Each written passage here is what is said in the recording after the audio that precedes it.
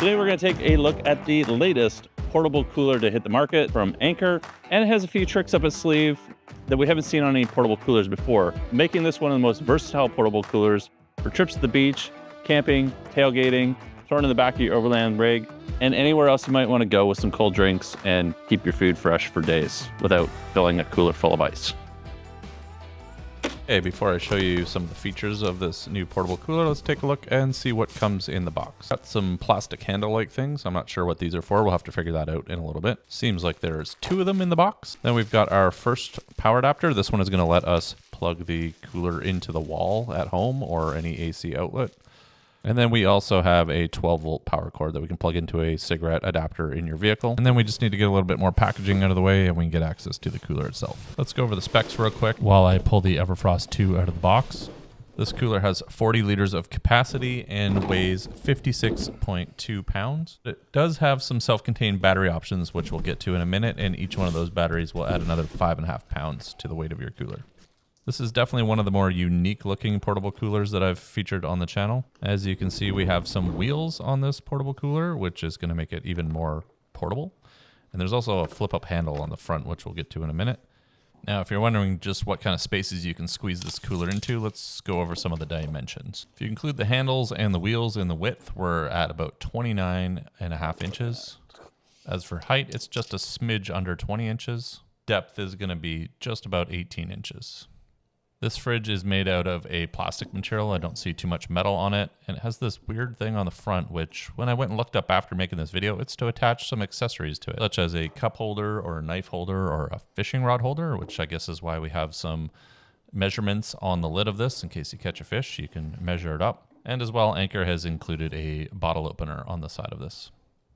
On the front, there is a non-detachable handle that you can flip up to wheel this around, which makes it useful because it has wheels.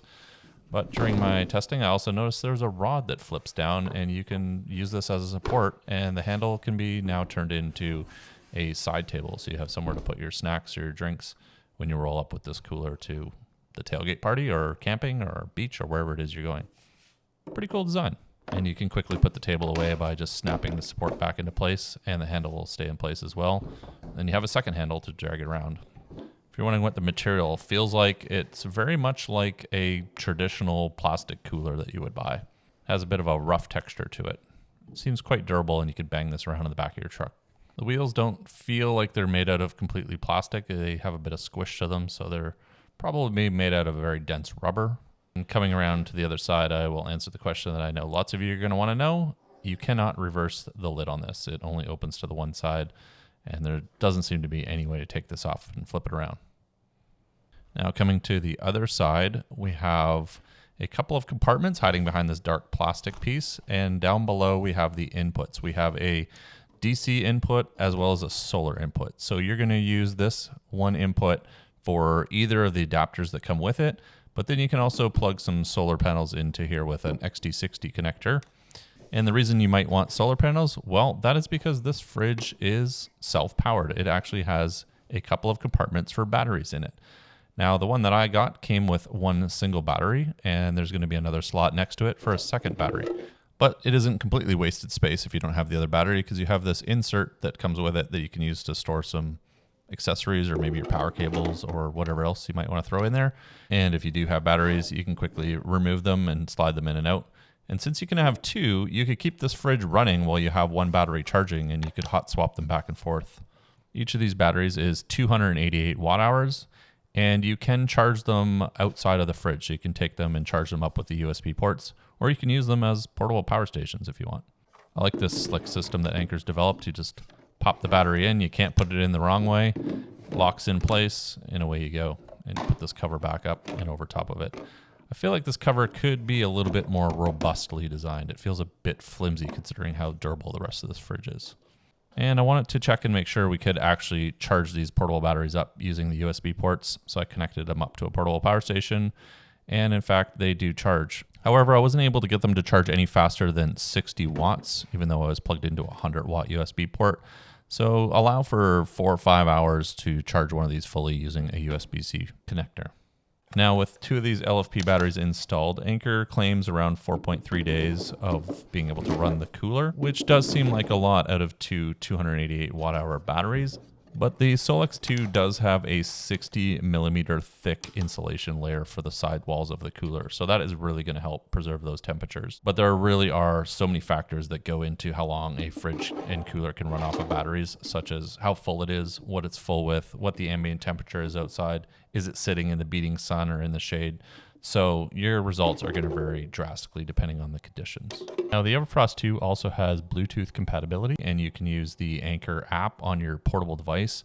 However, I wasn't able to get the cooler to connect up to my app, which I've seen this a lot in the past with products that I'm shooting a video for release. The app usually isn't updated on the App Store to see the model that isn't released yet. So we should be able to control and manage this over the phone in the future. And in the meantime, I'm going to see if I can get an unreleased version of the app to connect to this and check it out. All right, let's plug in the cooler and fire it up and see what else we can figure out. First thing that I noticed after plugging this in and turning it on, and to answer your question, yes, it does charge the batteries when it is plugged into the wall. So you don't have to remove them to charge them up. So having 2 batteries in here is a real interesting design and good benefit, because you could be charging one of the batteries back in your vehicle or your camper or your house while you've got this out at the beach or campground or wherever, and you can't plug it in directly. You can charge the batteries somewhere else and swap them back and forth as they deplete. Another thing I noticed after opening the lid for the first time, yes, we do have a light, but on the lid we have this blue fan. It's the Frost Flow air cooling. And this is designed to cool down the cooler super quick. It's able to go from about 22, 23 degrees Celsius to freezing in only 15 minutes. And this fan system is going to help accelerate the cooling by moving all of the air and circulating it around the food and walls of the cooler. We'll have to see how this fan does long term, because it is operating inside a cold, damp environment where it could get wet or dirty, things splashed on it. And I feel like there's an opportunity to reduce its lifespan being in there. So definitely something for you guys to note if you're considering picking one of these up. There is a nice LCD screen on the front of this, very clear and easy to read. Pretty standard controls. You can set what mode it's running, whether it's eco or smart, as well as you can set the screen brightness, and you can set the voltage protection, which means it'll cut off at a lower voltage that it may be sensing from your vehicle's battery, so it doesn't drain your car or truck and then you can't start it. Other than that, we can adjust the temperature settings up and down as needed. And you can set this cooler as low as minus 20 degrees Celsius, which is about minus 4 degrees Fahrenheit. Not only can it keep your food and drinks cold, it can also freeze them and keep them frozen for quite some time. And you can easily lock out the controls by holding the up and down button at the same time, which is great because that means nothing is going to bang into this and change your temperatures or potentially turn the fridge off by accident.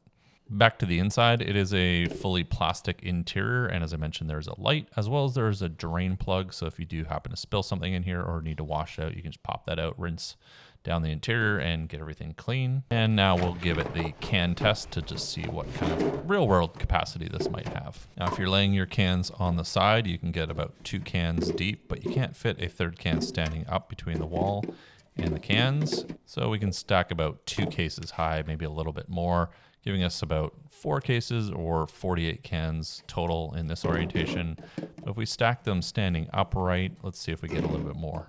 So this way we can stack them 2 tall, and we can get 4 cans deep and 5 cans wide, which means we can squeeze about 40 cans in here, but then we can put another row on its side across the top, giving us room for 50 cans. So you can easily fit 4 cases of whatever your favorite beverage is inside this fridge.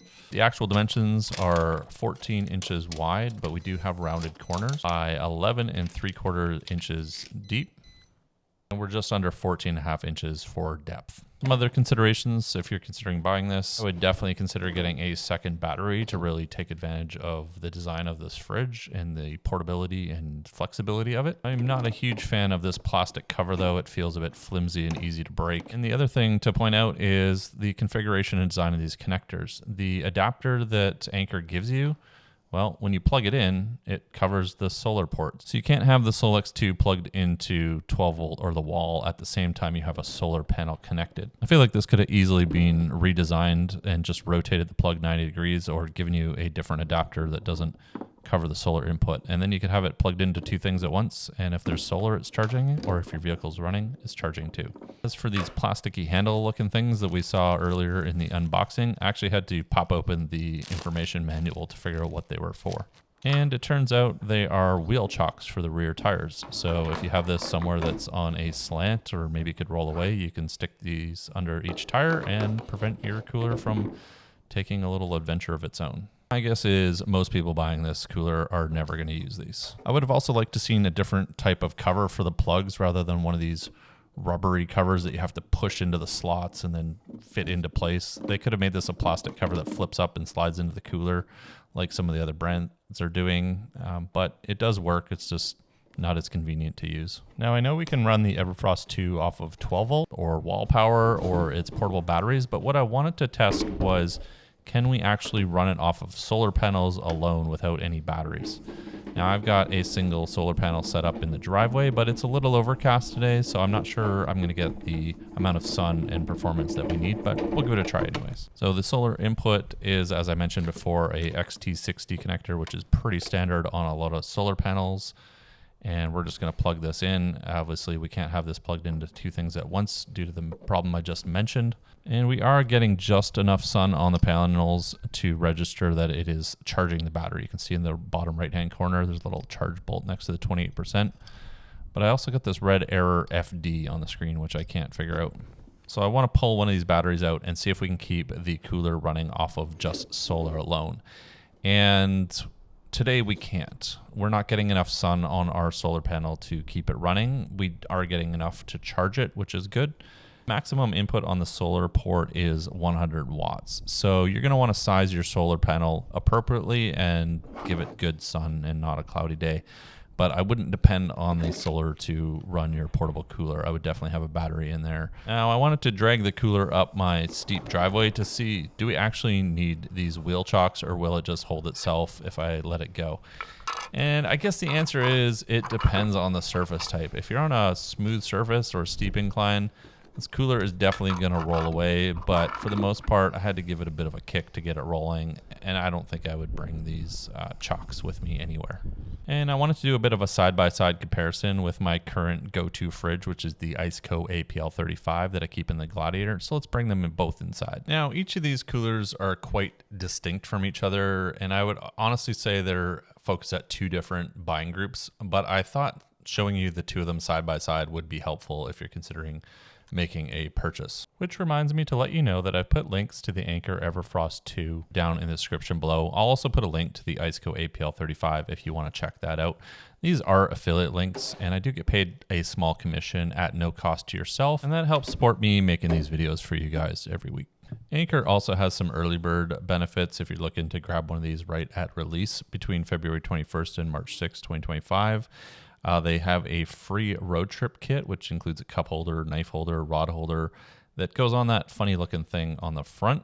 And there's also some discounts available for you guys in early bird pricing. So make sure you check out those links down in the description and pinned comment. Now, there are two major differences that I want to point out other than the Iceco fridge being made out of aluminum and the Anker Everfrost 2 being made out of plastic. First one is the differences in lids. While the Anker Solix 2 has a soft close lid, it doesn't stay open on its own like the Iceco APL35.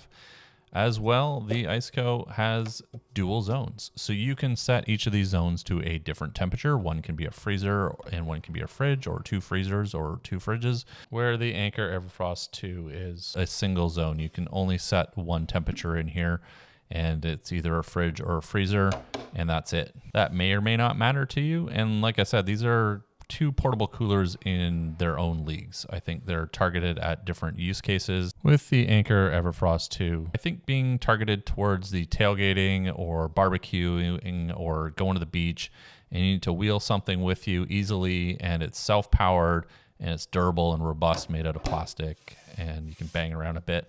Where the Iceco fridge, it's made out of aluminum. It's really kind of meant to be put in the back of your truck or your camper or something like that, and not to be lugged around everywhere. Although the Iceco APL35 is only 32 pounds. And it uses a C-Cop nano compressor, so you get a very balanced weight when you're carrying it, where the Everfrost 2 is going to be very heavy on the battery and compressor side. but you've got wheels and a handle to lug this around. So it actually makes lifting up and wheeling it a lot simpler because you have the weight all on one side. There you go, guys. There's the Anker Solix Everfrost 2. If you want to check it out, as I mentioned, there's links down in the description below. If you have any questions, leave them down for me in the comments. I will do my best to answer them and help you guys out as much as I can. If you want to stay up to date with camping gear, off-road gear, outdoor gear, make sure you hit that subscribe button because I'm uploading new videos all the time. My name is Casey. Thanks so much for watching. I'll catch you guys in the next video.